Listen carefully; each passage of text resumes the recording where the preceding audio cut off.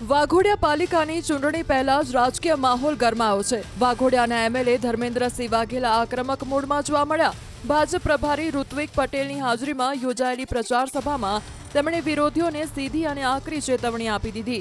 ધર્મેન્દ્રસિંહ વાઘેલાએ સભાને સંબોધતા કહ્યું કે ભાજપ સિવાય કોઈની પણ વાત કરશો તો સીધા કરી નાખીશું।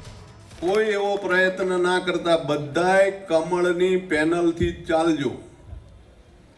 કમળ કમળ ને કમળ કમળ સિવાય તમને કોઈ કહેવા પણ આવે ને તો મને ફોન કરજો, એટલે આપણે એને સીધો કરી નાખશું।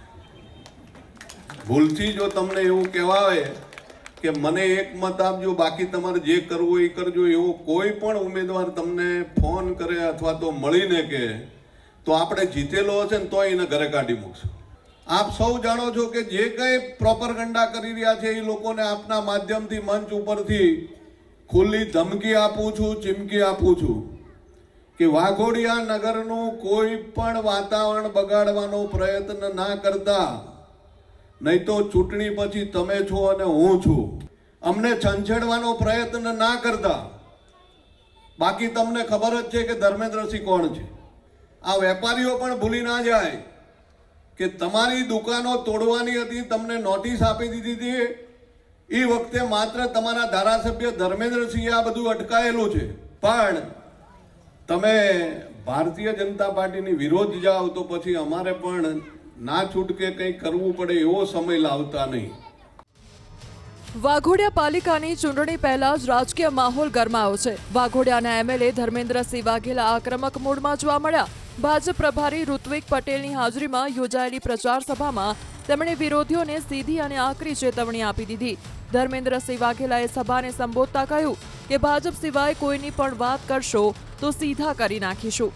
કોઈ એવો પ્રયત્ન ના કરતા બધાય કમળની પેનલથી ચાલજો। કમળ કમળ ને કમળ કમળ સિવાય તમને કોઈ કહેવા પણ આવે ને તો મને ફોન કરજો, એટલે આપણે એને સીધો કરી નાખશું। ભૂલથી જો તમને એવું કહેવા આવે કે મને એક મત આપજો, બાકી તમારે જે કરવું એ કરજો, એવો કોઈ પણ ઉમેદવાર તમને ફોન કરે અથવા તો મળીને કહે તો આપણે જીતેલો હશે ને તો એને ઘરે કાઢી મૂકશું। આપ સૌ જાણો છો કે જે કંઈ પ્રોપરગંડા કરી રહ્યા છે એ લોકોને આપના માધ્યમથી મંચ ઉપરથી ખુલ્લી ધમકી આપું છું, ચીમકી આપું છું કે વાઘોડિયા નગરનું કોઈ પણ વાતાવરણ બગાડવાનો પ્રયત્ન ના કરતા, નહીં તો ચૂંટણી પછી તમે છો અને હું છું। અમને છંછેડવાનો પ્રયત્ન ના કરતા, બાકી તમને ખબર જ છે કે ધર્મેન્દ્રસિંહ કોણ છે। આ વેપારીઓ પણ ભૂલી ના જાય કે તમારી દુકાનો તોડવાની હતી, તમને નોટિસ આપી દીધી હતી। એ વખતે માત્ર તમારા ધારાસભ્ય ધર્મેન્દ્રસિંહે આ બધું અટકાયેલું છે, પણ તમે ભારતીય જનતા પાર્ટીની વિરોધ જાઓ તો પછી અમારે પણ ના છૂટકે કંઈ કરવું પડે એવો સમય લાવતા નહીં।